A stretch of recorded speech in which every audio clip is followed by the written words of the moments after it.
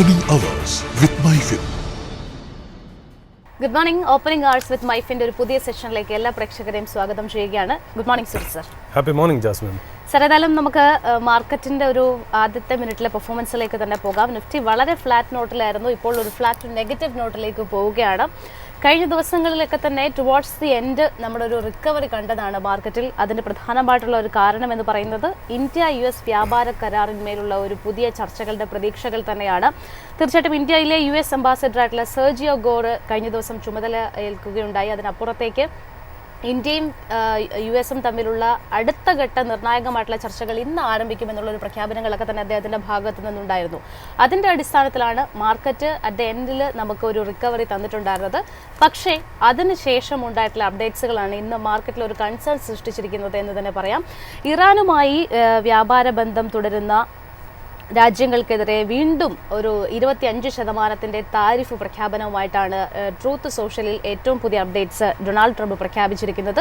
ഇന്ത്യയെ സംബന്ധിച്ചിടത്തോളം തീർച്ചയായിട്ടും നിർണായകമായേക്കാവുന്ന ഒരു പ്രഖ്യാപനം തന്നെയാണ് ഇത്. കാരണം ഇന്ത്യയെ സംബന്ധിച്ചിടത്തോളം പറയുകയാണെന്നുണ്ടെങ്കിൽ നമുക്ക് ഏറ്റവും അധികം എക്സ്പോഷർ ഇറാനെ സംബന്ധിച്ചിടത്തോളം ലീഡിംഗ് എക്സ്പോഷർ റൈസിൽ തന്നെയാണുള്ളത്.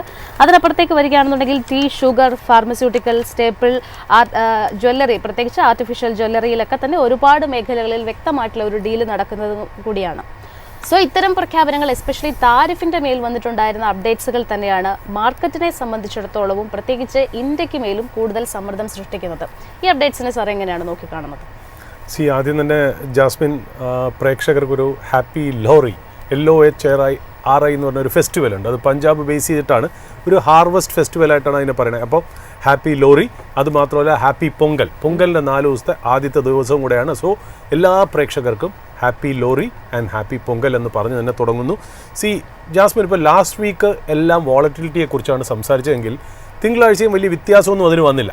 ബട്ട് ഒരൊറ്റ കാര്യം മാത്രമേ നടന്നുള്ളൂ. അതായത് ആദ്യത്തെ ഇനിഷ്യൽ ഡിപ്പിന് ശേഷം മാർക്കറ്റ് ഒരു ബോട്ടം ഫൈൻഡ് ചെയ്തിട്ട് നമുക്ക് വേണമെങ്കിൽ പറയാം market has found some feet. എന്നിട്ട് അവിടുന്ന് തിരിച്ച് ഒരു ചെറിയൊരു പുൾ ബാക്ക് റാലിയാണ് നമ്മൾ മാർക്കറ്റിൽ കണ്ടതെന്നുള്ളതാണ്.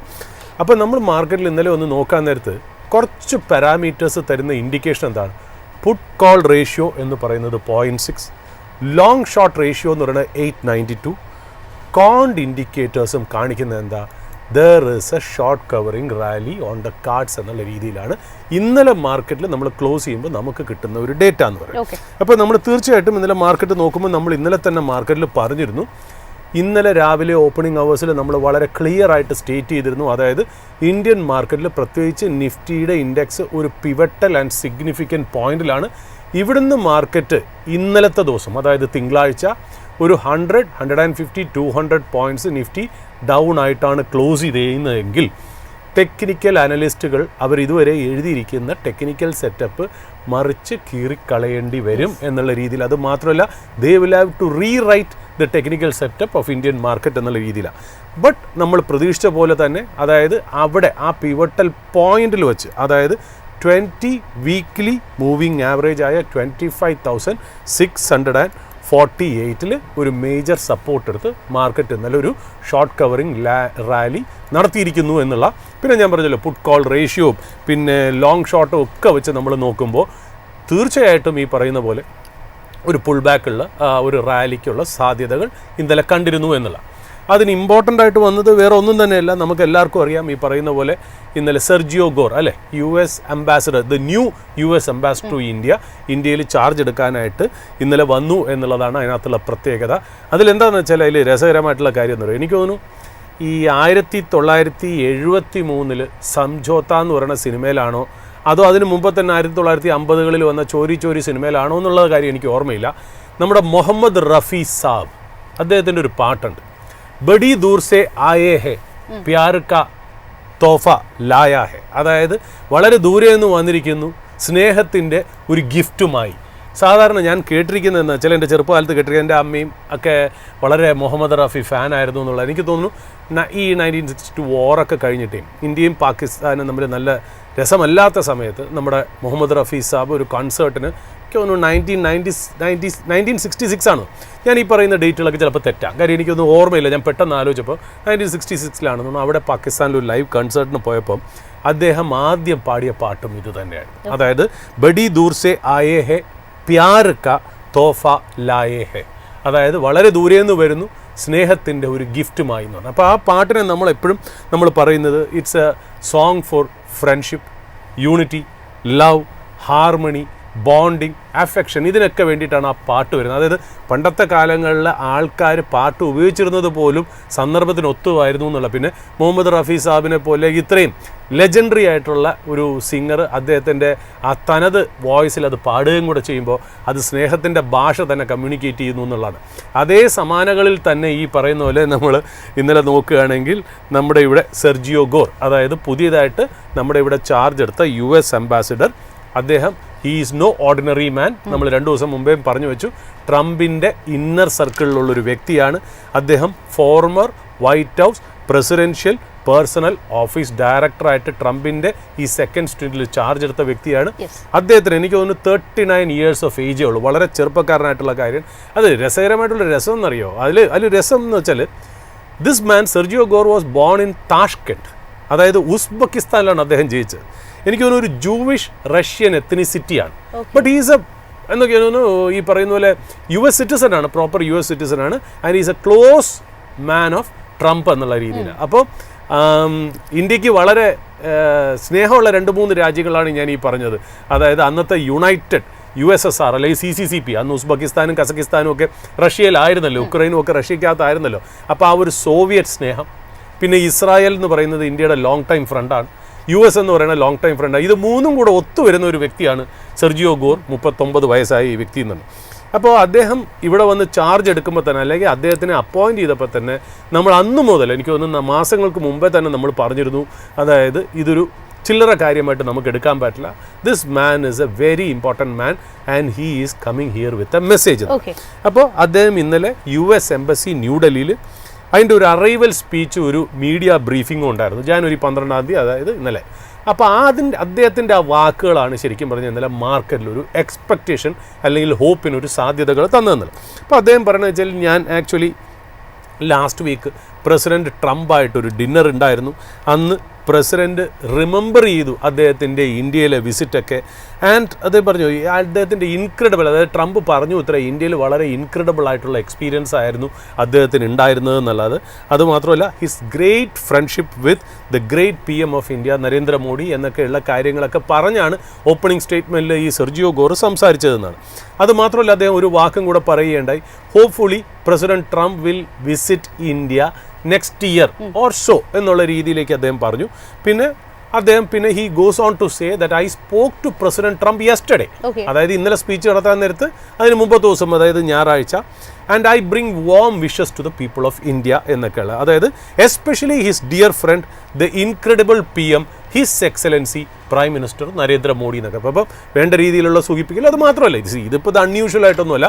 പുതിയ ഒരു US അംബാസഡർ അല്ലെങ്കിൽ ഏത് രാജ്യത്തിൻ്റെ അംബാസഡർ വരുമ്പോഴും ഇതേപോലത്തെ സൂതിങ് ആയിട്ടുള്ള നല്ല പോസിറ്റീവ് വൈബ്സ് ആയിട്ടുള്ള വിഷസും ഗ്രീറ്റിങ്സും, അതായത് എൻ്റെ രാജ്യത്തിൽ നിന്നും എൻ്റെ പ്രസിഡൻറ്റിൻ്റെ സ്നേഹം ഇന്ത്യയിലെ രാജ്യങ്ങൾക്കും ഇന്ത്യയുടെ നേതാക്കൾക്കും കൊണ്ടുവരുന്നു എന്നൊക്കെ പറയുന്നത് സർവ്വസാധാരണമാണ്. അപ്പോൾ അതിനകത്ത് അദ്ദേഹം പിന്നെ ഹി ഗോസ് ഓൺ ടു, അതായത് ആ സംസാരത്തിൽ ഈ ട്രേഡ് ഡീലിലേക്ക് കയറുന്നു എന്നുള്ളതാണ്.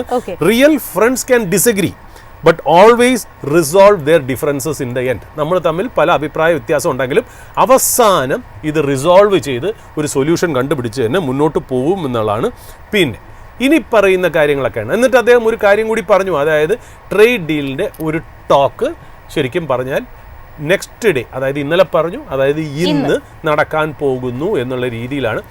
പല ചാനലുകളിലും അല്ലെങ്കിൽ മീഡിയ സോഴ്സുകളും ഞാൻ ചെക്ക് ചെയ്യുമ്പോൾ ഒഫീഷ്യൽ ലിസ്റ്റിൽ അങ്ങനെ ഒരു ട്രേഡ് ടോക്ക് ലിസ്റ്റ് ചെയ്തിട്ടില്ല ഗവൺമെൻറ്. ഇനി അൺഒഫീഷ്യൽ ആയിട്ടുള്ളതാണോ അല്ലെങ്കിൽ ഒരു ഒരു സൂതിങ് പോസിറ്റീവ് ഗെസ്റ്റർ ആണോ എന്നുള്ള രീതിയിലല്ല, അല്ലെങ്കിൽ ഒരു നെയിം സേക്ക് ആയിട്ടുള്ള എന്തെങ്കിലും ഒരു പുതിയ ഒരു ഹാൻഡ് ഷേക്കിന് വേണ്ടിയിട്ടുള്ള ഓപ്പർച്യൂണിറ്റി ആണോ എന്നറിയില്ല. ബട്ട് വരും ദിവസങ്ങളിൽ മാത്രമേ നമുക്കറിയാവുള്ളൂ. ഇന്ന് തന്നെ ട്രേഡ് ഡീൽ, അപ്പോൾ ഇന്നാണ് ഈ പറഞ്ഞ ദിവസം എന്ന് പറയുന്നത്. ഇന്ന് ട്രേഡ് ഡീൽ നടക്കണം എന്നില്ല, നടന്നൂടാ എന്നുമില്ല. അല്ലെങ്കിൽ എന്താണ് ഇതിൻ്റെ കോൺടോസ് ഓഫ് ദ മീറ്റിംഗ് എന്നുള്ളത് വരും ദിവസങ്ങളിൽ ഇന്ന് വൈകുന്നേരത്തോടു കൂടി മാത്രമേ അറിയാൻ പറ്റുള്ളൂ എന്നുള്ളതാണ്. അപ്പോൾ ഈ ഒരു കാര്യമായിരിക്കണം മാർക്കറ്റിനെ ശരിക്കും പറഞ്ഞാൽ ഇന്നലെ ഒരു ലിഫ്റ്റ് ചെയ്ത് പോയത്. ബട്ട് എന്നെ സംബന്ധിച്ച് ഒരു ചെറിയ ഒരു കാര്യം ആണ് എനിക്ക് അതിനകത്ത് വളരെ സ്ട്രൈക്കിംഗ് ആയിട്ട് തോന്നിയത്. പൊതുവേ ഞാൻ ഒരു സ്ഥലത്തും അതിനെ കൂടുതൽ കോൺസെൻട്രേറ്റ് ചെയ്യാനായിട്ട് കണ്ടിട്ടുള്ള ഒരു പാസിംഗ് സ്റ്റേറ്റ്മെൻ്റ് ആയിട്ട് കണ്ടിട്ടുള്ളൂ എന്നുള്ള. ഞാൻ ഈ പറഞ്ഞ പോലെ തന്നെ നമ്മുടെ മുഹമ്മദ് റഫി സാബിൻ്റെ ലിറിക്സാണ് ഞാൻ ഉദ്ദേശിക്കുന്നത്. അതായത് കല്യാൺജി ആനന്ദ്ജിയുടെ വരികളായിരുന്നു എന്നാണ് എനിക്ക് തോന്നുന്നത്. ഇപ്പം ഞാൻ വർമ്മ മാലിക്കിൻ്റെ ആയിരിക്കണം. കല്യാൺജി ആനന്ദ്ജിയുടെ മ്യൂസിക്കും ലിറിക്സ് വർമ്മ മാലിക്കിൻ്റെ ആയിരിക്കണം. അതായത് ബഡി ദൂർ സെ ആയേ ഹെ പ്യാർ കാ തോഫ ലായേ ഹെ എന്ന് പറയുന്ന പോലെ. അതായത് ഇന്നലെ പറഞ്ഞ ആ ഒരു കാര്യം, അതായത് പാക് സിലിക്ക, ആ പാക് സിലിക്ക അതായത് പറയുന്നത് വെച്ചാൽ want to share a new initiative. അതായത് ഇന്നലെ സെർജിയോ ഗോർ ഈ സംസാരത്തിനിടയിൽ പറഞ്ഞാണ് want to share with you a very significant US initiative called Pax Silica. ആ പാക് സിലിക്ക എന്താണ്? US ലെഡ് സ്ട്രാറ്റജിക് ഇനിഷ്യേറ്റീവ് ആണ്. ഞാൻ വീണ്ടും കോൺസെൻട്രേറ്റ് ചെയ്യുന്നു, സ്ട്രാറ്റജിക് ഇനിഷ്യേറ്റീവ് പാക് സിലിക്ക. എന്തായത് എനിക്ക് തോന്നുന്നു ഈ സിലിക്ക എന്ന് ഉദ്ദേശിച്ചത് സിലിക്കോൺ എന്ന് പറയുന്ന വാക്കിൽ നിന്നായിരിക്കണം എന്ന് തോന്നുന്നു. സിലിക്കോൺ എവിടെയൊക്കെയാണ് വരുന്നത്? സെമി കണ്ടക്ടറിൻ്റെയും ചിപ്പിൻ്റെയും ബേസിക് ആയിട്ടുള്ള ഒരു റോ മെറ്റീരിയലാണ്. അപ്പോൾ ഈ ഇനിഷ്യേറ്റീവ് എന്താണ് ഈ പാക് സിലിക്ക? പാക് സിലിക്ക നമ്മൾ നോക്കുകയാണെങ്കിൽ to build a secure prosperous innovation driven silicon supply chain. Silicon supply ചെയ്യുന്നത് basically semiconductor AI infrastructure എന്നാണ് ഷോർട്ട് ടേം ആയിട്ട് പറയുന്നത്. അതായത് critical minerals, energy input, manufacturing of semiconductors, chip, AI development, അതിന് related ആയിട്ടുള്ള logistics. അതായത് ഒരു artificial intelligence semiconductor chip എക്കോ സിസ്റ്റത്തിന് വേണ്ടിയിട്ടുള്ള ഒരു സ്ട്രാറ്റജിക് ഇനിഷ്യേറ്റീവിനെയാണ് പാക് സിലിക്ക എന്ന് പറയുന്നത്.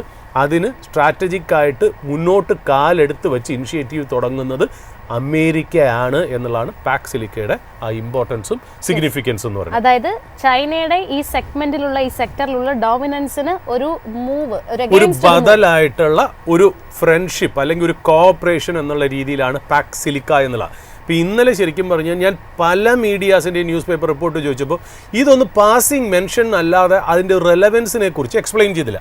ചിലപ്പോൾ ഞാൻ ഈ പറയുന്നത് തെറ്റായിരിക്കാം, പക്ഷേ എൻ്റെ ഒരു കാഴ്ചപ്പാട് ഞാൻ ഇവിടെ പ്രേക്ഷകരുടെ മുന്നിൽ മൈഫിന് വേണ്ടിയിട്ട് നമ്മളൊന്ന് നിരത്തുന്നു മാത്രം. അതായത് ഈ പാക് സിലിക്കയിലെ മെമ്പർ കൺട്രീസ് ആരാണ്? അതായത് ലാസ്റ്റ് മന്ത് നേഷൻസ് ജോയിൻ ചെയ്തത് UK, Japan, South Korea and Israel. UK, Japan, South Korea and Israel. ശ്രദ്ധിച്ചു വയ്ക്കുക. അതായത് അന്ന് ഇന്ത്യയെ ഉൾപ്പെടുത്താനായിട്ട് ആലോചിച്ചിരുന്നില്ല. അതിന് പറഞ്ഞ കാര്യം എന്തായിരുന്നു?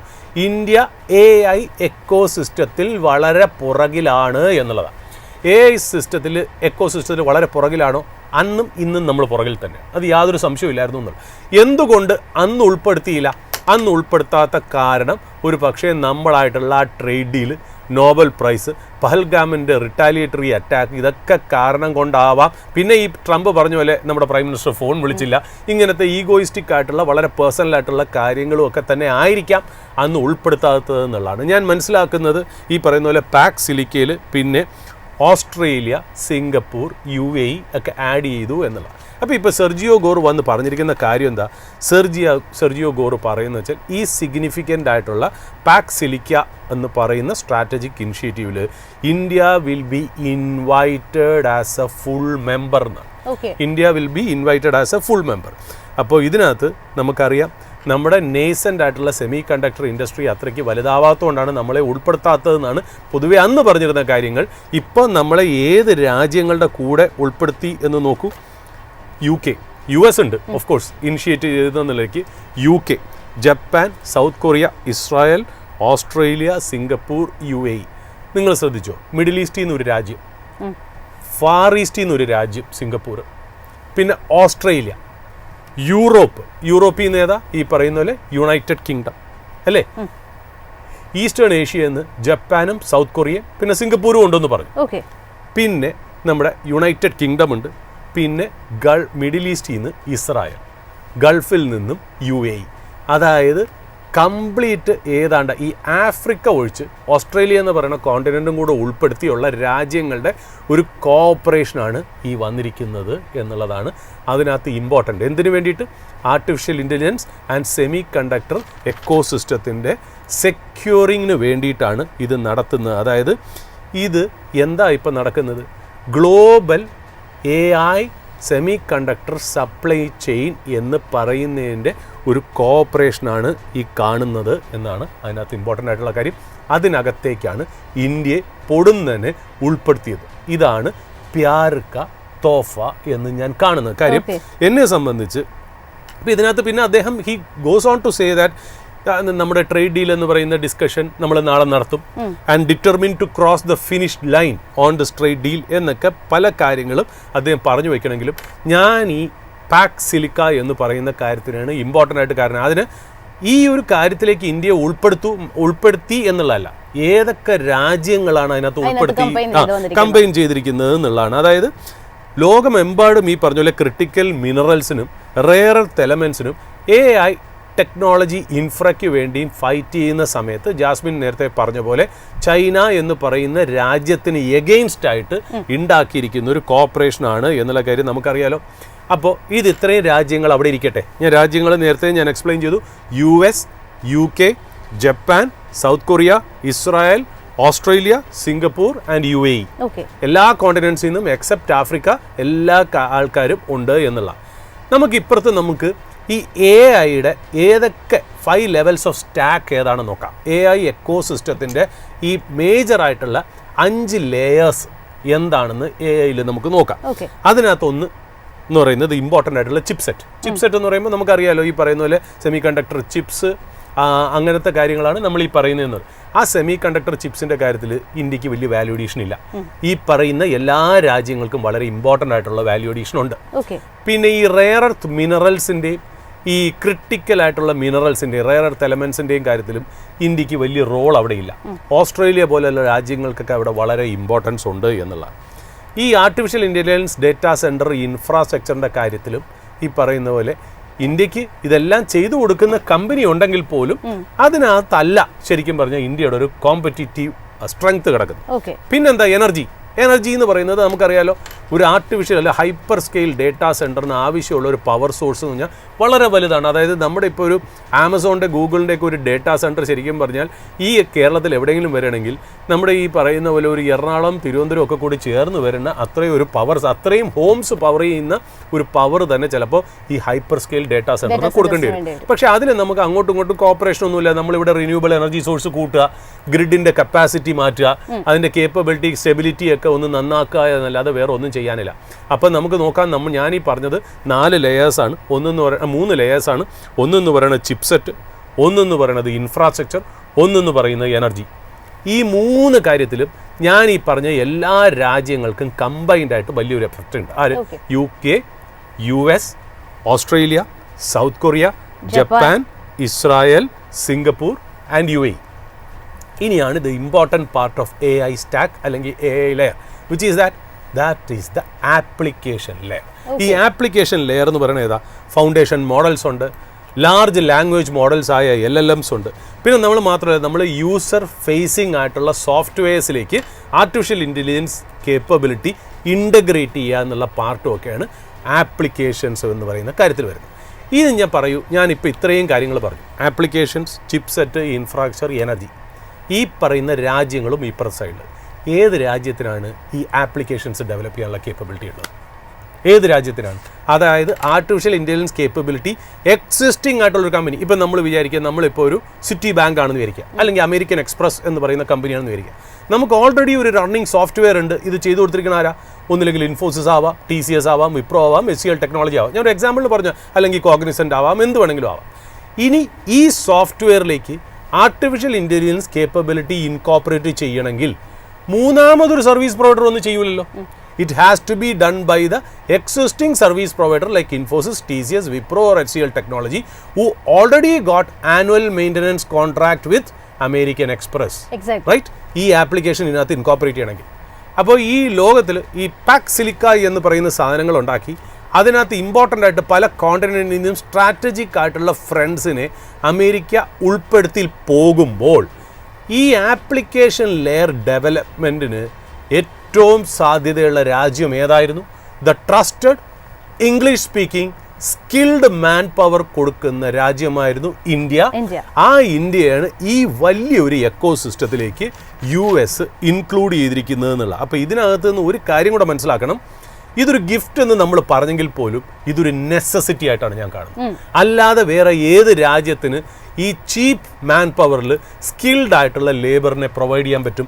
ഒരു രാജ്യത്തിനും പ്രൊവൈഡ് ചെയ്യാൻ പറ്റില്ല എന്നുള്ളതാണ്. അപ്പോൾ ഇവിടെയാണ് ഇന്ത്യക്ക്, അതായത് എൻ്റെ അഭിപ്രായത്തിൽ ഇനി അങ്ങോട്ട് വേൾഡിനെ ഡിക്റ്റേറ്റ് ചെയ്യാൻ പോകുന്നത് WTO വേൾഡ് ട്രേഡ് ഓർഗനൈസേഷൻ ആയിരിക്കില്ല, G5 ആയിരിക്കില്ല, G7 ആയിരിക്കില്ല, G20 ആയിരിക്കില്ല.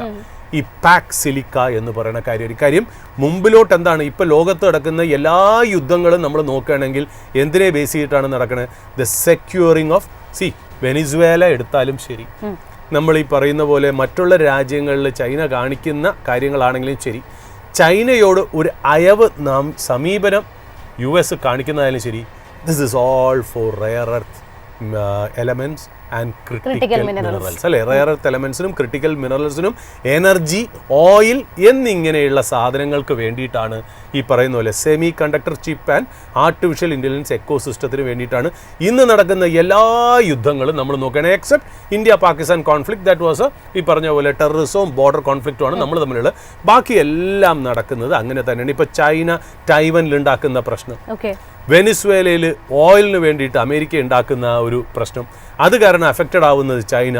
ഇതെല്ലാം നോക്കുകയാണെങ്കിൽ ലോകം ഇപ്പോൾ വഴക്കൂടുന്ന കാര്യം എന്ന് പറയുന്നത് ഇതാണെന്നുള്ളതാണ്. പക്ഷേ അതിനകത്തൊരു മിസ്സിങ് എലമെൻറ്റ് US അല്ലെങ്കിൽ മറ്റുള്ള രാജ്യങ്ങൾക്കുണ്ട്. Who is going to develop the software ecosystem that connects the different tiers and layers of an artificial intelligence ecosystem. The only country who can do it is none other than India എന്നുള്ളതാണ്. So ഇന്നലെ ഒരു ഗിഫ്റ്റായിട്ടാണ് നമുക്ക് തന്നതെങ്കിലും എനിക്ക് തോന്നുന്നത് ഇത് അവരുടെ ഒരു അത്യാവശ്യം കൂടെ ആയിരുന്നു എന്നുള്ളതാണ്. അപ്പോൾ ഈ new world order will be dictated by Pax Silica എന്നുള്ളതാണ് അതിനകത്ത് ഇമ്പോർട്ടൻ്റ് ആയിട്ടുള്ള ഒരു കാര്യമായിട്ട് എൻ്റെ കാഴ്ചപ്പാടിൽ ഞാൻ കണ്ടതെന്നുള്ളതാണ്. ഒന്നും കൂടി ഞാനൊന്ന് വായിക്കാം. നമ്മുടെ ഇവിടെ ഇന്നലെ ജർമ്മൻ ചാൻസലർ വന്നിരുന്നു അല്ലെ, അഹമ്മദാബാദ് ഗുജറാത്തിൽ അല്ലെ, ഫ്രെഡറിക് മേഴ്സ്. അദ്ദേഹം മോഡിയായിട്ട് നല്ലൊരു ബോൺഹോമിയും മീറ്റിംഗും ഒക്കെ നടന്നു എന്നുള്ളതാണ് ഞാൻ മനസ്സിലാക്കുന്ന. 19ഓളം MOU മെമ്മറാൻഡം ഓഫ് അണ്ടർസ്റ്റാൻഡിങ്ങും ജോയിൻറ്റ് ഡിക്ലറേഷനും അനൗൺസ് ചെയ്തു എന്നുള്ള. തീർച്ചയായിട്ടും ജർമ്മനി ആയിട്ട് നമ്മൾ ടൈപ്പ് ചെയ്യുമ്പോൾ സാധാരണ വരുന്ന വാക്കുകൾ എന്താ? Trade, defence, health care, green energy, ഇൻഡസ്ട്രിയൽസിൻ്റെ കാര്യത്തിലാണല്ലോ. ഇൻഡസ്ട്രിയൽ ഓട്ടോമൊബൈൽസ് ഒക്കെ ആണല്ലോ ഈ ജർമ്മനിയുടെ ഈ മെക്കാനിക്കൽ എഞ്ചിനീയറിംഗ്, ഇലക്ട്രിക്കൽ എഞ്ചിനീയറിംഗിൻ്റെ ഒക്കെ ഒരു സ്ഥലമാണ് ജർമ്മനി, ഫ്രാൻസ് എന്നൊക്കെ പറയുന്നത്. അപ്പോൾ ട്രേഡ് ഡീലുകളൊക്കെ ഈ മേഖലകളിലാണ് നടക്കുന്നത്. അതേപോലെ തന്നെ അതിനകത്തൊരു കുറേ MOU അവിടെ സൈൻ ചെയ്യും. അതിൻ്റെ കൂടെ സെമി കണ്ടക്ടറിൻ്റെ കാര്യത്തിലും ക്രിട്ടിക്കൽ മിനറൽസിൻ്റെ കാര്യത്തിലും കൂടി നമ്മൾ ഇന്നലെ കുറച്ച് എഗ്രിമെൻറ്റ്സും MOUസും സൈൻ ചെയ്തു എന്നുള്ളതാണ്. അതായത് ഇനി അങ്ങോട്ട് വളരെ സിഗ്നിഫിക്കൻ്റ് ആയിട്ട് വരുന്നത് എന്താണ്? ഈ പറയുന്ന പോലെ ഈ സെമി കണ്ടക്ടർ ആർട്ടിഫിഷ്യൽ ഇൻ്റലിജൻസ് എക്കോസിസ്റ്റത്തിൽ ഇന്ത്യക്ക് എന്ത് വാല്യൂ അഡീഷൻ കൊടുക്കാൻ പറ്റും? Why these countries are signing important MOUs with India. ഒന്നാമത്തെ കാര്യം, why all of a sudden Sergio Gor came in like a gift. അദ്ദേഹം നമ്മളെ പാക് സിലിക്കയിലേക്ക് എടുത്തത് കാര്യം നമ്മൾ അതിനകത്ത് ഇമ്പോർട്ടൻ്റ് ആണ്. ഞാനിതൊരു വേറൊരു വശം കൂടെ വായിക്കുകയാണെങ്കിൽ, ഇന്നെല്ലാ മീഡിയ എടുത്ത് നോക്കുകയാണെങ്കിലും ഇന്നലെ 2 അല്ലെ ഒഫീഷ്യലി നമ്മുടെ ഏർണിംഗ് സീസൺ കിക്ക് ഓഫ് ചെയ്യും. അതിനകത്ത് 2 മേജർ IT കമ്പനീസിൻ്റെ റിസൾട്ട്സും വന്നു. ആ റിസൾട്ട് വന്ന് നിങ്ങൾ ഏത് പത്രമോ മീഡിയ എടുത്താലും പ്രോഫിറ്റ് ഫോൾസ്, റവന്യൂ ഫോൾസ്, ഡിസപ്പോയിൻറ്റ്സ് എന്നുള്ള രീതിയിലാണ്. But if you look very closely, എൻ്റെ അഭിപ്രായത്തിൽ ഈ വന്ന 2 റിസൾട്ടും ബെറ്റർ ദാൻ എക്സ്പെക്റ്റഡ് റിസൾട്ട് ആയിരുന്നു എന്നുള്ളതാണ്. ഇത് എൻ്റെ ടേക്കാണ്. ഇത് മാർക്കറ്റ് സ്ഥിരീകരിക്കും നല്ലതാണോ ഒരു നമ്മൾ സർഫേസിൽ നോക്കുന്ന സമയത്ത് ഈ പറഞ്ഞ പോലെ തന്നെ പ്രോഫിറ്റിലടക്കം കാര്യമായിട്ടുള്ള ഒരു ഇടിവ് വന്നിട്ടുണ്ടായിരുന്നു. പക്ഷേ സാർ ഏത് ആംഗിളിലാണ് അതിനെ? ബേസിക്കലി അതിനകത്ത് വീക്ക് ക്വാർട്ടറാണ് സാധാരണ ഒരു IT ഇൻഡസ്ട്രിക്ക് സാധാരണ ഇപ്പോൾ വരാറ്. എന്നിട്ട് പോലും ആ ഒരു കൺസിഡറേഷൻ വെച്ച് നമ്മൾ നോക്കുമ്പോൾ TCSൻ്റെയും HCLൻ്റെ റിസൾട്ടും എന്നെ സംബന്ധിച്ച് മോശമല്ലായിരുന്നു എന്നുള്ളതാണ് ഞാൻ മനസ്സിലാക്കുന്നത്. ഒന്നാമത്തെ കാര്യം, അതിനകത്ത് ഷോ സ്റ്റോപ്പർ എന്ന് പറയുന്നത് HCL ടെക്നോളജി തന്നെയായിരുന്നു. നമ്മൾ അതിനകത്ത് നോക്കുന്നത് എന്താ? നമ്മൾ അതിനകത്ത് നോക്കുന്നത് ഹെഡ്ലൈൻ ഫിഗേഴ്സ് മാത്രമേ നമ്മൾ നോക്കുന്നുള്ളൂ. നമ്മൾ മാനേജ്മെൻറ്റ് കമൻട്രി, അവരുടെ ഓർഡർ ബുക്കും എവിടെ ബിൽറ്റ് ചെയ്ത് വരുന്നു, ഏത് വെർട്ടിക്കലിൽ ബിൽറ്റ് ചെയ്ത് വരുന്നു എന്നുള്ള കാര്യം മാർക്കറ്റ് പലപ്പോഴും ശ്രദ്ധിക്കാറില്ല എന്നുള്ളതാണ്. നമ്മൾ പൊതുവേ പറഞ്ഞിരുന്നു, നമ്മൾ ഇന്നലെയും പറഞ്ഞിരുന്നു, IT കമ്പനീസിൻ്റെ റിസൾട്ട്സിൽ ഭയങ്കര വലിയ ഒരു സൂപ്പർ നാച്ചുറൽ ഗ്രോത്ത് ഒന്നും നമ്മൾ കാണുന്നില്ല. നമ്മളൊരു ഫ്ലാറ്റ് ആൻഡ് മ്യൂട്ടഡ് ആയിട്ടുള്ള ഗ്രോത്ത് ഏർണിങ്സ് കാണിക്കുള്ളൂ എന്നുള്ളത് നമുക്കും അറിയായിരുന്നു, മാർക്കറ്റിനും അറിയായിരുന്നു. ബട്ട് നമ്മൾ ശ്രദ്ധിക്കാതെ പോകുന്നത് എവിടെയൊക്കെയാണ് ഫ്യൂച്ചർ ഓർഡേഴ്സ് കിട്ടുന്നത് എന്നുള്ള. HCL ടെക് പ്രത്യേകിച്ച് ഞാൻ പറഞ്ഞു അതാണ് സൂപ്പർ സ്റ്റാറായിട്ട് ഇന്നലെ TCSും HCLും തമ്മിൽ വന്നതെന്നുള്ള.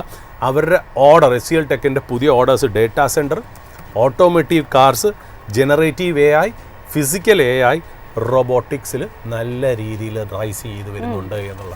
അതായത് നമ്മൾ വിചാരിക്കുന്നതിനേക്കാട്ടിലും അതിനകത്ത് ഈ ആർട്ടിഫിഷ്യൽ ഇൻ്റലിജൻസ് ആപ്ലിക്കേഷൻ സൈറ്റ്സിൽ ഈ പറയുന്ന പോലെ tech companies, Indian tech majors അല്ലെങ്കിൽ സോഫ്റ്റ്വെയർ മേജേഴ്സിൻ്റെ ഇമ്പോർട്ടൻസ് കൂടി വരുന്നു എന്നുള്ളതാണ് അതിനകത്ത് ഞാൻ കാണുന്ന ഒരു ഇമ്പോർട്ടൻ്റ് ആയിട്ടുള്ള ഒരു കാര്യം എന്ന് പറയുന്നത്. So watch out. ഈ പറയുന്ന പോലെ മാർക്കറ്റ് ഇപ്പോഴും ഒരു അൺസർട്ടനിറ്റി ഞാൻ ഈ പറയുന്ന ഒരു റെക്കമെൻഡേഷനോ അഡ്വൈസോ സോളിസിറ്റേഷനോ ആയിട്ട് കൺസിഡർ ചെയ്യേണ്ട എൻ്റെ ഒരു പേഴ്സണൽ ടേക്കാണ്. എല്ലാ മീഡിയയും ഇതിനകത്ത് റിസൾട്ട് നെഗറ്റീവ് അല്ലെങ്കിൽ നെഗറ്റീവ് എന്ന് അവർ എഴുതിയിട്ടില്ല, പ്രോഫിറ്റ് ഫോൾസ് അല്ലെങ്കിൽ ഏർണിംഗ് ഫോൾസ് എന്നാണ് എഴുതിയിരിക്കുന്നത്. ഹെഡ്ലൈൻ ന്യൂസ് അത് തന്നെയാണെങ്കിലും നിങ്ങൾ ഹെഡ്ലൈൻ വായിക്കുമ്പോൾ അങ്ങനെയാണെങ്കിലും while you go deep into it, I think we started on a strong note as far as the Q3 results are concerned, especially two major IT companies ൻ്റെ വളരെ relief ആയിട്ടുള്ള ഒരു earnings ആണ് കൊണ്ടുവന്നതെന്നുള്ളതാണ് എനിക്കൊന്ന് പറയാനുള്ളതെന്നുള്ള. പിന്നെ നമ്മളിനി യൂഷ്വലി നമ്മൾ വാൾ സ്ട്രീറ്റിൻ്റെ ക്യൂസിലേക്ക് ഒന്ന് പോകുമ്പോൾ ഇന്ത്യയിൽ എന്താ സംഭവിക്കുന്നത് അതിന് സ്റ്റാർക്ക് കോൺട്രാസ്റ്റ് ആയിട്ടാണ് US market continues to scale new high എന്നുള്ളതാണ്. ന്യൂ ഹൈ എന്ന് ഞാൻ പറയില്ല, it goes on higher and higher. S&P 500 ഇന്നലെ 0.16% അപ്പായിരുന്നു,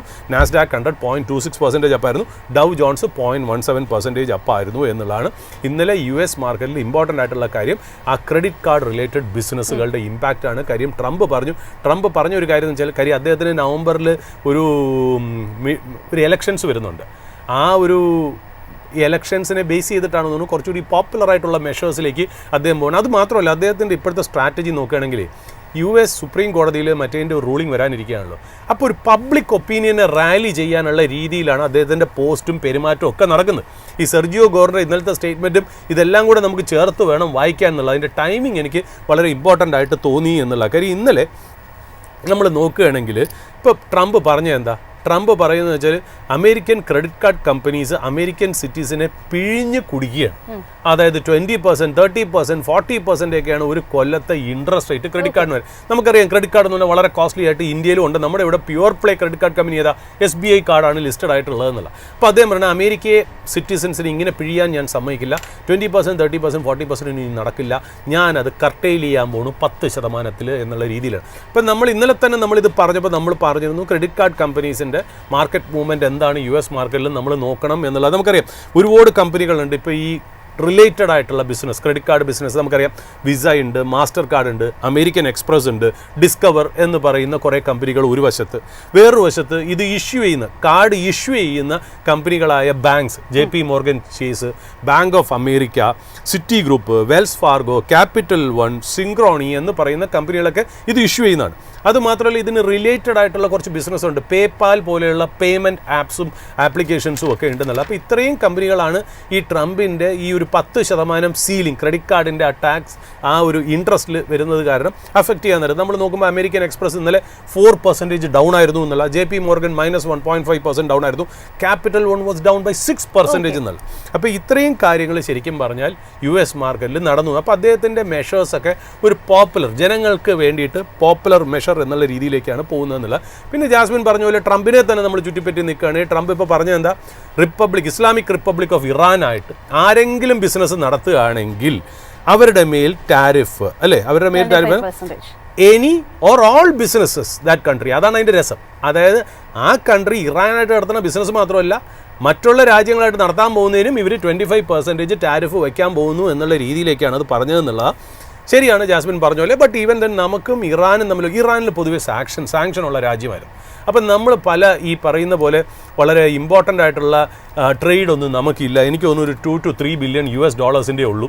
അതിൽ ജാസ്മിൻ പറഞ്ഞ പോലെ ഏറ്റവും കൂടുതലുള്ളത് ഈ ബസ്മതി റൈസിൻ്റെ എക്സ്പോർട്ടാണ്. അത് ഇമ്പാക്റ്റഡ് ആയി വരാൻ പോകുന്ന ഇന്ത്യയിൽ ലിസ്റ്റഡ് ആയിട്ടുള്ള സ്റ്റോക്സ് എന്ന് പറഞ്ഞാൽ KRBL, LT ഫുഡ്സ്, ചമൻലാൽ സേത്തിയ പോലെയുള്ള കാര്യങ്ങളാണ് അതിനകത്ത് ഇമ്പോർട്ടൻ്റ് ആയിട്ട് വരുന്നത്. ബട്ട് എനിക്കതിനകത്ത് അറിയില്ല എത്രത്തോളം ഇമ്പാക്റ്റ് വരുന്നത്. കാര്യം ഈ ബസ്മതി റൈസ് എന്ന് പറയുന്നത് സാങ്ഷൻഡ് കൺട്രി ആണെങ്കിലും ഈ ബസ്മതി റൈസ് ഒരു എസെൻഷ്യൽ ഈറ്റിംഗ് ഐറ്റം ആയതുകൊണ്ട് ചിലപ്പോൾ അതിന് ഇമ്പാക്റ്റ് വരുമോ ഇല്ലേ എന്നുള്ള ക്ലാരിറ്റി എനിക്കില്ല. പിന്നെ ഈ പറഞ്ഞ പോലെ ചെറിയ ചെറിയ കാര്യങ്ങളാണെങ്കിലും ടോട്ടൽ $2 to $3 billion ഉള്ളൂ. സാങ്ഷൻഡ് കൺട്രി ആയതുകൊണ്ട് നമ്മൾ വലിയ ട്രേഡ് ഒന്നും നമ്മൾ ചെയ്യുന്നില്ല എന്നുള്ള. ചിലപ്പോൾ ഒരു നീജർക്ക് റിയാക്ഷൻ ഈ ചമൻലാൽ, സേറ്റിയ, KRBL, LT ഫുഡ്സിലൊക്കെ ഇന്ത്യൻ മാർക്കറ്റിൽ സംഭവിച്ചേക്കാം, എനിക്കറിയില്ല. അതാണ് ഞാൻ പറഞ്ഞത്. കാര്യം വെച്ചാൽ അത് വേറൊന്നും കൊണ്ടല്ല, ആ കമ്പനികൾക്ക് ഇമ്പാക്റ്റ് ആവുന്ന ഒരു ഡിസിഷൻ ആണെങ്കിൽ പോലും ഇത് ഈ ഫുഡും റൈസും എന്ന് പറയുന്നത് എസെൻഷ്യൽ ഗുഡ് ആയതുകൊണ്ട് അത് ഈ സാങ്ഷൻ്റെ കാര്യത്തിലോ ഈ കാര്യത്തിലോ ഇടപെടുവോ അല്ലെങ്കിൽ അതിൻ്റെ പ്രിമൈസസിൽ വരുമോ എന്നുള്ള കാര്യത്തിൽ എനിക്ക് ഡൗട്ടുണ്ട്, ഉറപ്പില്ല. അതുകൊണ്ട് ഒരു സ്റ്റേറ്റ്മെൻ്റ് ആയിട്ട് എനിക്കത് പറയാൻ പറ്റില്ല. പക്ഷേ നമ്മളെ സംബന്ധിച്ച് അവിടെ ഒരു ഇമ്പോർട്ടൻ്റ് ആയിട്ട് വരുന്നൊരു കാര്യം വെച്ചാൽ നമ്മൾ ചബാർ പോർട്ട് എന്ന് പറഞ്ഞൊരു പോർട്ട് നമ്മൾ അവിടെ ഡെവലപ്പ് ചെയ്യുന്നു. വളരെ സ്ട്രാറ്റജിക് ആയിട്ടുള്ള ഒരു ഇനിഷ്യേറ്റീവാണ്. അതായത് പാകിസ്ഥാനെ തൊടാതെ ബൈപ്പാസ് ചെയ്ത് നേരിട്ട് ഇറാനിലേക്കും ഇറാൻ വഴി റഷ്യയും യൂറോപ്പിലുള്ള ഒരു ട്രേഡ് സപ്ലൈ ചെയിനാണ് ചബഹാർ പോർട്ട് എന്ന് പറയുന്നത്. അതിൻ്റെ കാര്യങ്ങൾ എങ്ങനെ ഊരിത്തിരിഞ്ഞു വരും? കാര്യം ഇന്ത്യക്ക് അത് വളരെ സിഗ്നിഫിക്കൻ്റ് ആണ്. അതായത് പാകിസ്ഥാൻ്റെ ഇൻഫ്ലുവൻസിൽ നിന്ന് മാറി ഡയറക്റ്റായിട്ടൊരു ലിങ്ക് യൂറോപ്പിലേക്കും റഷ്യയിലേക്കും വരാവുന്ന ഒരു പിവട്ടൽ പോയിൻ്റാണ് ഇറാനിലെ ഈ പോർട്ട് എന്നുള്ളത്. അതെങ്ങനെയാണ് ഊരിത്തിരിഞ്ഞു വരുന്നതെന്നാണ് നമുക്കൊന്ന് നോക്കേണ്ടതെന്നുള്ള. പിന്നെ എഗെയിൻ നമ്മൾ പറഞ്ഞല്ലോ ഈ ട്രംപിൻ്റെ ഈ ടാരിഫ് ഉണ്ടല്ലോ, അതായത് ട്രംപിൻ്റെ ടാരിഫ് ലീഗലാണോ അല്ലേ എന്നുള്ള റൂളിംഗ് സുപ്രീം കോടതിയുടെ വിധി കാത്ത് കിടക്കുകയാണെന്നുള്ള. അതിപ്പോൾ ഫ്രൈഡേ പോലെ തന്നെ നമ്മൾ പ്രതീക്ഷ എന്താ, കഴിഞ്ഞ ആഴ്ച ഫ്രൈഡേ ഈ റൂളിംഗ് വരും എന്നുള്ളതാണ്. റൂളിംഗ് വന്നില്ല, അത് ഡിഫർ ചെയ്ത് വെനസ്ഡേക്ക് ആക്കി, അത് നാളത്തേക്ക് ആക്കി എന്നുള്ളതാണ് അതിനകത്ത്. പക്ഷേ ഫ്രൈഡേ ഇതിനകത്ത് റൂളിംഗ് വന്നാലും നമുക്ക് പെട്ടെന്ന് ആക്ട് ചെയ്യാൻ പറ്റില്ല. കാര്യം സാറ്റർഡേയും സൺഡേ നമുക്ക് അവധിയാണ്, തിങ്കളാഴ്ചയാണ് നമുക്ക് ഈ ഇന്ത്യൻ മാർക്കറ്റിൽ അതിൻ്റെ ഇമ്പാക്റ്റ് വരുള്ളൂ.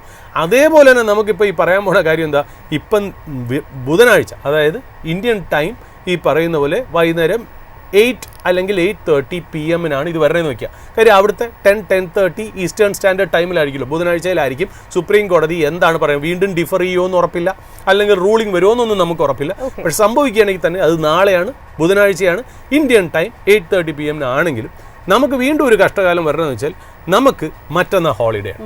നമുക്ക് മറ്റന്നാൾ ഹോളിഡേ എന്ന് വെച്ചാൽ നമുക്ക് ഈ പറയുന്ന പോലെ January 15th എന്ന് പറഞ്ഞാൽ ബോംബെ മുനിസിപ്പൽ കോർപ്പറേഷൻ ഇലക്ഷൻ കാരണം സ്റ്റോക്ക് മാർക്കറ്റ് ഹോളിഡേ ആയത് കാരണം ട്രംപിൻ്റെ റൂളിംഗ് എന്താണ് എന്നുള്ളത് ഡിഫർ ചെയ്താലും ശരി, റൂളിംഗ് വന്നാലും ശരി, നമുക്കത് വ്യാഴാഴ്ച അനുഭവിക്കാനുള്ള ഭാഗ്യമില്ല എന്നുള്ളത്. നമുക്ക് ഒരു ദിവസം കൂടെ വെയിറ്റ് ചെയ്ത് നമുക്ക് വെള്ളിയാഴ്ച മാത്രമേ അത് കിട്ടുള്ളൂ എന്നുള്ളതാണ്. മുംബൈ മുനിസിപ്പൽ കോർപ്പറേഷൻ അല്ലെ ബോംബെ മുനിസിപ്പൽ കോർപ്പറേഷൻ എന്ന് പറഞ്ഞാൽ അറിയാലോ, richest municipal corporation in India, one of the wealthiest in Asia എന്നുള്ള. അതായത് BMC പ്രസൻറ്റ് ചെയ്ത ബഡ്ജറ്റിൽ 2025-26 ആ ബഡ്ജറ്റ് എത്രയെന്നറിയോ? 74,427 കോടിയുടെ ബഡ്ജറ്റാണ്. 74,427 കോടി. അതായത് പല സംസ്ഥാനങ്ങളെ, ഗോവ പോലത്തെയും നോർത്ത് ഈസ്റ്റിലുള്ള പല സംസ്ഥാനത്തിൻ്റെയും ബഡ്ജറ്റിനേക്കാളും വലുതാണ് ഈ 74,400 കോടി എന്ന് പറയുന്ന ബോംബെ മുനിസിപ്പൽ കോർപ്പറേഷൻ്റെ ആ ഒരു budget size. One of the wealthiest in Asia and the richest corporation in India എന്നുള്ള. ഒരു ഉദാഹരണത്തിന് നമ്മൾ കേരളത്തിലെ ബഡ്ജറ്റ് നോക്കുകയാണെങ്കിൽ കേരള ബഡ്ജറ്റ് എത്ര?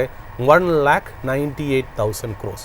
മറ്റവരാണെങ്കിലോ മുംബൈ 74,400 crores. ഏതാണ്ട് ഞാൻ പറഞ്ഞില്ലേ, ഒരു ജസ്റ്റ് ഒരു ടു ടൈംസ് എന്നൊക്കെ ഉള്ളൊരു രീതിയിൽ 2.3 times 2.4 times അത്രയേ ഉള്ളൂ കേരളം. അത്രയ്ക്ക് മാത്രമുണ്ട് BMC. ഞാൻ മനസ്സിലാക്കിയത് 5,200 കോടി മാത്രം പ്രോപ്പർട്ടി ടാക്സ് കളക്ട് ചെയ്യുന്ന ഒരു കോർപ്പറേഷൻ. 5,200 കോടി മാത്രം. That is the size of Bombay municipal corporation എന്ന് പറയുന്നത്. കൊച്ചി കോർപ്പറേഷൻ എത്രയെന്നറിയോ? 1,200 കോടി. ആ 1,200 കോടിക്ക് അഗെയിൻസ്റ്റാണ് 75,500 കോടിക്ക് അടുപ്പിച്ച് വരുന്ന മുംബൈ മുനിസിപ്പൽ കോർപ്പറേഷൻ. അവിടുത്തെ BMC ഇലക്ഷനാണ് ബുധനാഴ്ച എന്നുള്ളത്. അപ്പോൾ അത് കാരണം കൊണ്ട് തന്നെ NSE BSE ഹോളിഡേ ആയിരിക്കും, മാർക്കറ്റ് ഉണ്ടായിരിക്കും, ഓപ്പണിംഗ് അവേഴ്സ് ഉണ്ടാവുന്നതല്ല എന്നുള്ളതാണ്. പിന്നെ ഈ സുപ്രീം കോർട്ടിൻ്റെ റൂളിംഗ് നമ്മൾ പറഞ്ഞല്ലോ, അതിന് മുമ്പായിട്ട് ട്രംപ് സോഷ്യൽ മീഡിയയിൽ ഒരു പബ്ലിക് ഒപ്പീനിയനൊക്കെ ഡ്രൈവ് ചെയ്യാനായിട്ട് ഞാൻ പറഞ്ഞല്ലോ, ഇത്രയും കാര്യങ്ങൾ, ക്രെഡിറ്റ് കാർഡിൻ്റെ കാര്യം വന്നു, ഇന്ത്യക്കാരെ ഒന്ന് സുഖിപ്പിക്കാനായിട്ട് ഈ പാക് സിലിക്ക അത്യാവശ്യമാണെങ്കിൽ പോലും അയാൾ ഗിഫ്റ്റ് എന്നുള്ള രൂപത്തിലേക്ക് ആക്കി. പിന്നെ അത് മാത്രമല്ല, നമ്മൾ ബില്യൺസ് ഓഫ് ഡോളേഴ്സാണ് ട്രേഡ് ടാരിഫ് കാരണം നമ്മൾ കളക്ട് ചെയ്ത് അതൊക്കെ റീഫണ്ട് ചെയ്ത് കൊടുക്കേണ്ടി വരും. അതായത് ആ ജഡ്ജ്മെൻറ്റിനെ ഇൻഫ്ലുവൻസ് ചെയ്യുന്ന രീതിയിൽ ഒരു പബ്ലിക് ഒപ്പീനിയൻ ഡ്രൈവ് ചെയ്യാവുന്ന എല്ലാ കാര്യങ്ങളും അവിടെ കാണിക്കുന്നു എന്നുള്ളതാണ് അതിനകത്ത് ഇമ്പോർട്ടൻ്റ് ആയിട്ടുള്ളൊരു കാര്യം എന്ന് പറയുന്നത്. പിന്നെ US മാർക്കറ്റിൽ നമ്മൾ നോക്കുകയാണെങ്കിൽ വളരെ സിഗ്നിഫിക്കൻ്റ് ആയിട്ടുള്ള അതർ ന്യൂസ്, ഗൂഗിളിൻ്റെ പേരൻറ്റ് കമ്പനിയായ Alphabet becomes the second valuable company after NVIDIA, after ആപ്പിളിനെ ക്രോസ് ചെയ്തു എന്ന് മാത്രമല്ല $4 ട്രില്യൺ മാർക്കറ്റ് ക്യാപ്പിലേക്ക് കയറിയിരിക്കുന്നു. അതായത് ഇന്ത്യ എന്ന് പറയുന്ന രാജ്യത്തിൻ്റെ സൈസിലേക്ക് ഗൂഗിൾ മാറിയിരിക്കുന്നു. അവരുടെ ആർട്ടിഫിഷ്യൽ ഇൻ്റലിജൻസ് ഇനിഷ്യേറ്റീവ്സ് ആണ്. ഇപ്പോൾ 2025 തന്നെ നമ്മൾ നോക്കുകയാണെങ്കിൽ ഈ ഫെല്ലോ പിയർ കമ്പനീസായ മാഗ്നിഫിസൻറ്റ് 7 കമ്പനീസിൽ തന്നെ one of the best performer ആയിരുന്നു ആൽഫാബെറ്റ്, ഡെലിവറിങ് അറൌണ്ട് എനിക്ക് തോന്നുന്നു 65% ഓഫ് positive returns in 2005. So Google continues to be the star എന്നുള്ളതാണ് അതിനകത്ത് ഇമ്പോർട്ടൻറ്റ്. ദെൻ അതർ ഗ്ലോബൽ ക്യൂസും നമ്മൾ നോക്കുകയാണെങ്കിൽ precious metal, gold and silver scale new high, അതായത് നിയർ ടു അവരുടെ അടുത്ത കാലത്തുള്ള പീക്കിൻ്റെ അടുത്താണ് അവർ ട്രേഡ് ചെയ്യണേ എന്നുള്ളത്. ഗോൾഡ് ഏതാണ്ട് നമ്മൾ നോക്കുമ്പോൾ $4,567 per ounce, സിൽവർ ഏതാണ്ട് $84.78 ട്രേഡ് ചെയ്യുന്നു എന്നുള്ള. ക്രൂഡ് $64 per barrel ആയിരിക്കുന്നു. എനിക്ക് തോന്നുന്നു 3 ദിവസം കൊണ്ട് ഏതാണ്ട് 6% ക്രൂഡ് കയറിയിരിക്കും. എനിക്ക് തോന്നുന്നു ഈ അൺസർട്ടണിറ്റീസ് ഒക്കെ തന്നെ ആയിരിക്കാം ഇതിൻ്റെ കാര്യം എന്നുള്ളത്. പിന്നെ ഏഷ്യൻ മാർക്കറ്റ്സിലേക്ക് നോക്കുമ്പോൾ ഏഷ്യൻ മാർക്കറ്റ്സും ഞാൻ ഓപ്പണിംഗ് ഹൗസിന് കയറുന്നതിന് മുമ്പ് എല്ലാം പോസിറ്റീവ് നോട്ടിൽ തന്നെയായിരുന്നു. കാര്യം ഒരു ന്യൂസ് ഉണ്ടായിരുന്നു, അതായത് ഈ തായ്വാനും US തമ്മിലുള്ള ട്രേഡ് ഡീൽ നടക്കാനുള്ള സാധ്യതകളായി എന്നുള്ളതാണ്. അത് കാരണം തന്നെ നമ്മൾ നോക്കുമ്പോൾ തായ്വാൻ പോലത്തെ മാർക്കറ്റുകളിലും ഏഷ്യൻ മാർക്കറ്റുകളിലും ഒക്കെ സെമി കണ്ടക്ടർ സ്റ്റോക്സിൻ്റെ ഒരു കയറ്റം നമ്മൾ കണ്ടു തുടങ്ങിയിരിക്കുന്നു എന്നുള്ളതാണ്. പിന്നെ ഈ പറയുന്ന പോലെ ജെറോം പവലിൻ്റെ ഇഷ്യൂ നമുക്കറിയാലോ. ഇങ്ങനെ ട്രംപും ജെറോം പവലും തമ്മിലുള്ള ആ ഒരു കോൺഫ്ലിക്റ്റ് ഇങ്ങനെ ഉരുണ്ടുരുണ്ട് വരുന്നു എന്നുള്ളതാണ്. ജെറോം പവലിൻ്റെ ഒരു ടെസ്റ്റിമോണി തന്നെ ഈ പറഞ്ഞ പോലെ ഈ ഒരു ഫെഡറൽ റിസർവിൻ്റെ ഒരു ബിൽഡിംഗ് ഉണ്ടാക്കിയതിലെ ഒരു അഴിമതിയെക്കുറിച്ചാണ് അല്ലെങ്കിൽ ഒരു ഇൻഎഫിഷ്യൻസിനെ കുറിച്ച് പറഞ്ഞാണ് ഈ ട്രംപ് അദ്ദേഹത്തിൻ്റെ മേൽ ചാഞ്ഞു വരുന്നതെന്നുള്ള അതിൻ്റെ ടെസ്റ്റിമണി തന്നെ അദ്ദേഹം പറയുന്ന ഒരു കാര്യമുണ്ട്. അദ്ദേഹം പറഞ്ഞ പോലെ സോ ഫാർ, അതായത് ജെറോം പവൽ ടെസ്റ്റിമണി പറഞ്ഞ എന്താ, സോ ഫാർ റേറ്റ് കട്ടിനെ നിശ്ചയിച്ചിരുന്നത് കംപ്ലീറ്റ് ഈ എവിഡൻസസും എക്കണോമിയുടെ ഒരു അസസ്മെൻറ്റും ആയിരുന്നു എന്നുള്ളതാണ് അദ്ദേഹം പറഞ്ഞിരുന്നത്. ഇനി മുതൽ ഈ അസസ്മെൻറ്റുകളും ഡേറ്റ വെച്ചിട്ടും ഫെഡിന് ഇൻട്രസ്റ്റ് റേറ്റിനെ കൺട്രോൾ ചെയ്യാൻ പറ്റുമോ എന്നുള്ള കാര്യം എനിക്കറിയില്ല. കാരണം അടുത്ത കാലത്ത് മോണിറ്ററി പോളിസിയെ ഡിക്റ്റേറ്റ് ചെയ്തിരുന്നത് പൊളിറ്റിക്കൽ പ്രഷറും ഇൻറ്റിമിഡേഷനും ആയിരുന്നു എന്നുള്ള രീതിയിലുള്ള ഒരു വലിയൊരു സ്റ്റേറ്റ്മെൻറ്റാണ് ശരിക്കും പറഞ്ഞാൽ ഈ പറഞ്ഞേക്കുന്നത് എന്നുള്ളതാണ്. അതായത് അദ്ദേഹം പറയുന്നത് വെച്ചാൽ ഫെഡിൻ്റെ ഓട്ടോണോമി പോയിരിക്കുന്നു എന്നുള്ള രീതിയിലേക്ക് ഒരു മെസ്സേജ് തരാണ്, which is not good for the US economy and global economy. അത് രീതിയിലല്ല, കാര്യം പൊളിറ്റിക്കൽ പ്രഷർ അതിനകത്ത് വരാൻ ചാൻസ് ഉണ്ട്. അപ്പോൾ ഇതിനൊരു പ്രോബ്ലം എന്നറിയൂ, ഇങ്ങനത്തെ ഒരു സ്റ്റേറ്റ്മെൻറ്റ് പറഞ്ഞ് ഇദ്ദേഹം ഏപ്രിൽ മെയിൽ സ്ഥാനം ഒഴിഞ്ഞു. പുതിയ ഒരാൾ വന്നിട്ട് എന്ത് ഡിസിഷൻ എടുത്താലും ചിലപ്പോൾ മാർക്കറ്റ് വിശ്വസിക്കില്ല. അത് പൊളിറ്റിക്കൽ പ്രഷറും ഇൻറ്റിമിഡേഷനും അബ്സല്യൂട്ട്ലി ഒരു പൊളിറ്റിക്കൽ ഓബ്ജക്റ്റീവോട് കൂടി ഈ പറയുന്ന പോലെ ട്രംപ് അഡ്മിനിസ്ട്രേഷൻ പുഷ് ചെയ്ത് വിടുന്ന ഫിഗേഴ്സ് ആണ് എന്ന് പറഞ്ഞിട്ട് ഡേറ്റയ്ക്ക് ഒരു ഓതൻറ്റിസിറ്റി അല്ലെങ്കിൽ ആ ഒരു ആക്ഷൻ്റെ ഒരു ക്രെഡിബിലിറ്റിയെ ക്വസ്റ്റ്യൻ ചെയ്യുന്ന രീതിയിലേക്ക് ആവും എന്നുള്ളതാണ് അതിനകത്ത് നെഗറ്റീവായിട്ടുള്ളൊരു കാര്യം. ഇന്ത്യയിലേക്ക് നമ്മൾ തിരിച്ചു വരികയാണെങ്കിൽ റീറ്റെയിൽ ഇൻഫ്ലേഷൻ വളരെ ഇമ്പോർട്ടൻ്റ് ആയിട്ടുള്ള കാര്യം. സാധാരണ ഇൻഫ്ലേഷൻ കൂൾ ഓഫ് ചെയ്യുമ്പോഴാണ് നമ്മൾ സന്തോഷിക്കാറ്, ഇവിടെ ഇൻഫ്ലേഷൻ കയറുമ്പോഴാണ് നമ്മൾ സന്തോഷിക്കേണ്ടത്. കാര്യം വെച്ചാൽ റീറ്റെയിൽ ഇൻഫ്ലേഷൻ 3 മാസത്തെ ഹൈ ലെവലിലേക്ക് ഡിസംബറിലേക്ക് വന്നിരിക്കുന്നു. 1.3%. എനിക്ക് തോന്നുന്നു 0.7 ആയിരുന്നു നവംബറിൽ. 0.7% നവംബറിൽ നിന്നും 1.3% ഡിസംബറിലേക്ക് CPI retail inflation, consumer inflation കാണിക്കുന്നു എന്നുള്ള കാര്യം. അതിൻ്റെ രസകരമായിട്ടുള്ള കാര്യം RBIയുടെ ടാർഗറ്റ് 4%. 4% ഞങ്ങൾ കംഫർട്ടബിൾ ആണെന്ന് RBI പറയുമ്പോൾ നമുക്കിവിടെ നവംബറിൽ 0.7 ആയിരുന്നു, ഇപ്പോൾ അത് 1.3 ആയി. അതായത് നമ്മൾ ടോട്ടൽ 2025 നോക്കുകയാണെങ്കിൽ എനിക്ക് തോന്നുന്നു ആവറേജ് ആയിട്ട് നമ്മുടെ റീറ്റെയിൽ ഇൻഫ്ലേഷൻ എന്ന് പറഞ്ഞാൽ 2.2% ആയിരുന്നു, much below the comfortable level or target level of RBI which is 4. എന്നാൽ നമ്മൾ 2024 നോക്കുമ്പോൾ എത്രയായിരുന്നു? 5.2% ആയിരുന്നു. ഈ ഇൻഫ്ലേഷൻ 4% വളരെ 4% അടുപ്പിച്ച് അല്ലെങ്കിൽ 4% ചെറിയ മുകളിൽ നിൽക്കുന്നതാണ് ഒരു ഐഡിയൽ കണ്ടീഷൻ ഒരു എക്കണോമിയെ സംബന്ധിച്ച്. കാര്യം അറിയോ, ഞാൻ പറഞ്ഞില്ലേ, ഒരു കമ്പനിയിൽ അല്ല ഒരു കൺട്രിയെ സംബന്ധിച്ചിടത്തോളം ഈ നമ്മളിപ്പോൾ ഇൻഫ്ലേഷൻ കാൽക്കുലേറ്റ് ചെയ്യുമ്പോൾ നമ്മൾ കോർ ഇൻഫ്ലേഷനും പറയും, നമ്മൾ ഈ പറയുന്ന പോലെ അല്ല നമ്മൾ GDP കാൽക്കുലേറ്റ് ചെയ്യുമ്പോൾ നമ്മൾ ഈ റിയൽ GDPയും പറയും, നോമിനൽ GDPയും പറയും. ഈ റിയൽ GDPയുടെ കൂടെ ഇൻഫ്ലേഷനും കൂടെ ആഡ് ചെയ്യുന്നതാണ് ഈ നോമിനൽ GDP. അപ്പം നമ്മൾ എന്ത് കണക്കൂട്ടൽക്കും വേണ്ടിയിട്ട് നമ്മൾ ഈ ശരിക്കും പറഞ്ഞാൽ റിയൽ GDPയെ നോക്കാറില്ല, നമ്മൾ നോമിനൽ GDPയെ നോക്കണം. റിയൽ GDP പ്ലസ് ഇൻഫ്ലേഷനാണ് നോമിനൽ GDP. ഈ നോമിനൽ GDP വെച്ചിട്ടാണ് ഗവൺമെൻറ് അവരുടെ ബഡ്ജറ്റ് എസ്റ്റിമേറ്റ്സ് ഒക്കെ നടത്തുന്നത്. എനിക്ക് തോന്നുന്നു 10.2 or 10.3% നോമിനൽ GDP ആവും എന്നുള്ള രീതിയിലാണ് കാൽക്കുലേഷൻസ് ഗവൺമെൻറ് വെച്ചിരിക്കുന്നതും ഗവൺമെൻറ് ഫിനാൻസസും ഫണ്ട്സും അറേഞ്ച് ചെയ്തിരിക്കുന്നത്. എന്നാൽ നമ്മുടെ ഇവിടെ ഇൻഫ്ലേഷൻ കുറവായത് കാരണം GDP എക്സ്പെക്ട് ചെയ്തതുപോലെ തന്നെയാണെങ്കിലും GDPയും ഇൻഫ്ലേഷനും കൂടെ ആഡ് ചെയ്യുമ്പോൾ നമുക്കൊരു 8.18% നോമിനൽ GDP വരുന്നുള്ളൂ.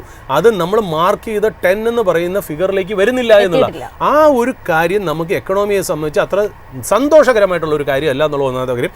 രണ്ടാമത്, ഈ ഇൻഫ്ലേഷൻ കുറഞ്ഞു നിൽക്കുക, നോമിനൽ GDP കുറഞ്ഞു നിൽക്കുക എന്ന് പറഞ്ഞ അർത്ഥം കമ്പനിക്ക് പ്രൈസിങ് പവർ ഇല്ല എന്നുള്ളതാണ്. അതായത് കമ്പനിയുടെ പ്രോഫിറ്റ് മാർജിനാണ് ശരിക്കും പറഞ്ഞാൽ ഈ ഇൻഫ്ലേഷൻ എന്തുകൊണ്ടുണ്ടാവുന്നു? നമ്മളിങ്ങനെ നോക്കുക. ഒരു ഇൻഫ്ലേഷൻ എന്ന് പറഞ്ഞാൽ എന്താ? വിലക്കയറ്റമാണെന്ന് വിചാരിക്കാം. എന്താണ് ഈ വിലക്കയറ്റത്തിന് കാരണം? വിലക്കയറ്റത്തിന് ചില കാരണങ്ങളുണ്ട്. നമ്മുടെ ഈ നാച്ചുറൽ ആയിട്ടുള്ള കാരണങ്ങൾ കാരണം ഈ മൺസൂണിൽ വേണ്ട രീതിയിൽ നമുക്ക് കാര്യങ്ങൾ ഹാർവെസ്റ്റിംഗ് ഒന്നും നടന്നില്ല, അല്ലെങ്കിൽ ഓയിൽ പ്രൈസസ് കയറിയത് കാരണം നമുക്ക് കാര്യങ്ങളുടെ വില കൂടി. നമ്മൾ മേടിക്കുന്ന സാധനങ്ങൾ വില കൂടണമെങ്കിൽ അതിൻ്റെ അർത്ഥം എന്താ? കമ്പനികൾ പ്രൈസ് ഇൻക്രീസ് ചെയ്യുന്നു. അതായത് അവരുടെ റോ മെറ്റീരിയൽ ഇതൊക്കെയാണെന്ന് വിചാരിക്കാം. ഇപ്പോൾ ബ്രിട്ടാനിയ പോലത്തെ ഒരു കമ്പനിക്ക് ഈ ഫാം പ്രൊഡ്യൂസുകൾ ഭയങ്കര ഇമ്പോർട്ടൻ്റ് ആണെന്ന് വിചാരിക്കാം. ഫാം പ്രൊഡ്യൂസിന് വില കൂടുമ്പോൾ, എന്തെങ്കിലും മൺസൂൺ ഇല്ലായ്മ കാരണം ഫാം പ്രൊഡ്യൂസ് എന്ന് പറയുന്ന റോ മെറ്റീരിയലിന് വില കൂടുമ്പോൾ ബ്രിട്ടാനിയ എന്ത് ചെയ്യും? ബ്രിട്ടാനിയ പ്രോഡക്റ്റിൻ്റെ വില കൂട്ടി മാർജിൻ അങ്ങനെ തന്നെ കീപ്പ് ചെയ്യും. അപ്പോൾ ആ ഇൻക്രീസ് ചെയ്ത മാർജിനും ഈ വില കയറിയ പ്രോഡക്റ്റും കൂടെ ചേർന്നാണ് നമ്മുടെ കയ്യിലേക്ക് വരുന്നതെന്നുള്ള. അപ്പം നമ്മളത് മേടിക്കുമ്പോൾ എന്താ? കമ്പനികളുടെ മാർജിൻ പ്രൊട്ടക്റ്റ് ചെയ്യുന്നു, കമ്പനിയുടെ മാർജിൻ എക്സ്പാൻഡ് ചെയ്യുന്നു എന്നുള്ള. ഇവിടെ അത് സംഭവിക്കുന്നില്ല എന്നുള്ളതാണ് അതിനകത്തുള്ള നോമിനൽ GDP 8.1, 8.2% എന്ന് പറയുന്നത്.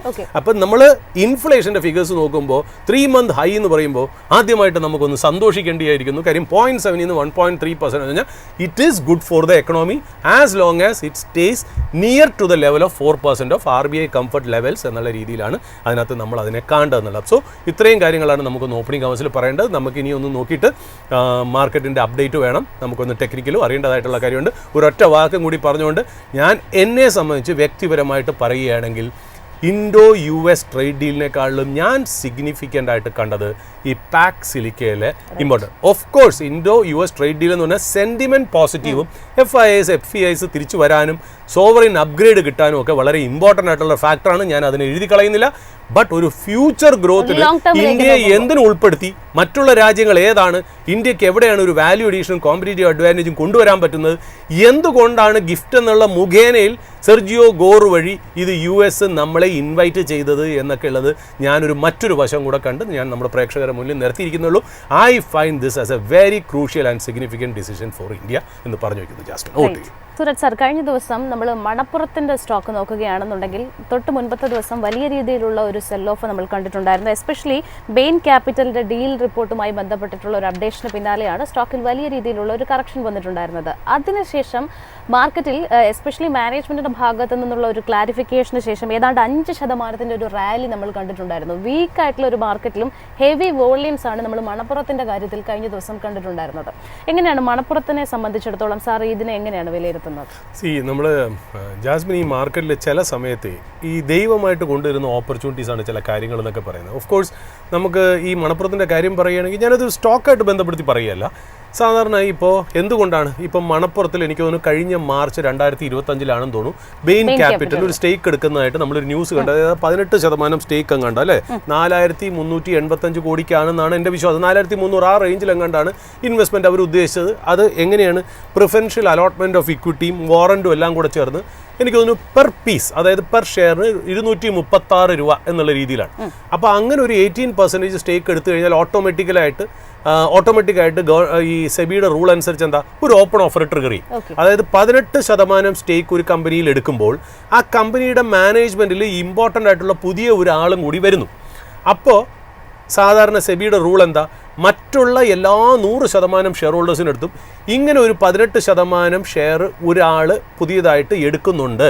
അത് കാരണം നിങ്ങൾക്ക് ഇതിനകത്ത് കണ്ടിന്യൂ ചെയ്യാൻ താല്പര്യമുണ്ടോ, അല്ലെങ്കിൽ നിങ്ങൾക്ക് എക്സിറ്റ് വേണോ, അതായത് ഇത്രയും നാൾ ഉണ്ടായിരുന്ന മാനേജ്മെൻ്റ് അല്ല, ഒരു മാനേജ്മെൻറ്റ് ചേഞ്ചും ഡിസിഷൻസിലും ചേഞ്ച് വരാൻ ചാൻസ് ഉണ്ട്. അത് ബെയിൻ ക്യാപിറ്റലാണ് 18% എടുത്ത് 236 രൂപയ്ക്ക് ഇത് വരുന്നു എന്ന് പറയുമ്പോൾ 18% എടുക്കുന്നതോടുകൂടി സെബിയുടെ ഒരു നിയമപ്രകാരം ഓപ്പൺ ഓഫർ ട്രിഗർ ചെയ്യും. അതായത് ബെയിൻ ക്യാപിറ്റൽ ബാക്കി എനിക്ക് തോന്നുന്നു 26% സ്റ്റേക്കും കൂടെ ഒരു ഓപ്പൺ ഓഫർ കൊടുക്കണം. അതായത് ആവശ്യമില്ലാത്തവർക്ക് വിറ്റിട്ട് പോവാം എന്നുള്ള രീതിയിലാണ്.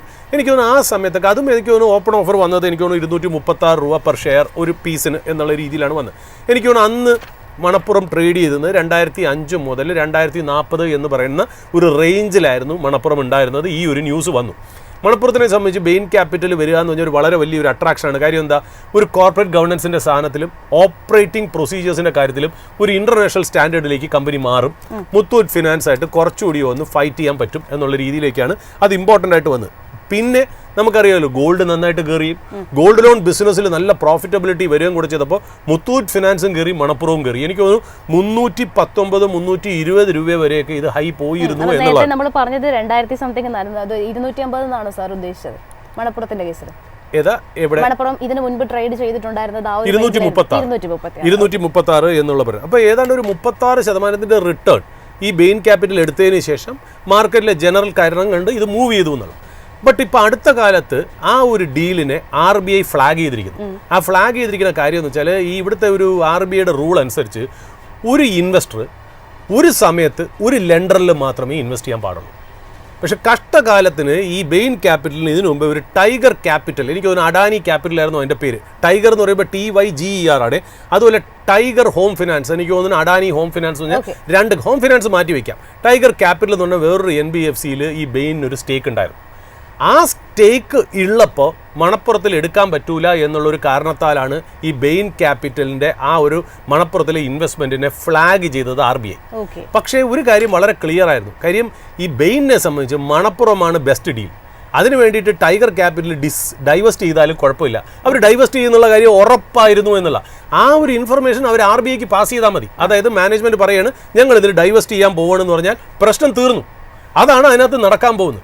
അപ്പം അതെന്തായാലും നടക്കുന്നിരിക്കെ ഈ സ്റ്റോക്ക് താഴെ വന്നപ്പോൾ അത് അബ്സല്യൂട്ട്ലി ഒരു നോ ബ്രെയിനർ ആയിരുന്നു എന്നുള്ളതാണ്. അത് അതേപോലെ തന്നെ മാർക്കറ്റിൽ തിങ്കളാഴ്ച തുടങ്ങിയപ്പോൾ 5% റിക്കവറി ചെയ്തു എന്നുള്ളതാണ് മണപ്പുറത്തിൻ്റെ സ്റ്റോറി എന്ന് പറയുന്നത്. ഓ ജാസ്മിൻ. യെസ്, ഏതായാലും നമ്മുടെ ഇന്നത്തെ ഓപ്പണിംഗ് അവറിൻ്റെ ഒരു സെഷൻ ഇവിടെ വൈൻഡപ്പ് ചെയ്യേണ്ടതുണ്ട്. ഏതായാലും ഇവിടെ സംസാരിച്ചിരിക്കുന്ന സ്റ്റോക്കുകൾ ഒന്നും തന്നെ ഒരു റെക്കമെൻഡേഷനോ അഡ്വൈസോ ഒന്നുമല്ല, ഒരു ഇൻഫർമേഷൻ പർപ്പസ് മാത്രമാണ് എന്ന് വീണ്ടും ഓർമ്മപ്പെടുത്തുകയാണ്. ഏതായാലും വരുന്ന മണിക്കൂറിൽ കൂടുതൽ അപ്ഡേറ്റ്സും അനാലിസിസും ഒക്കെ ആയിട്ട് ഞങ്ങളുടെ റിസർച്ച് ടീം നിങ്ങളോടൊപ്പം ജോയിൻ ചെയ്യും. So stay tuned.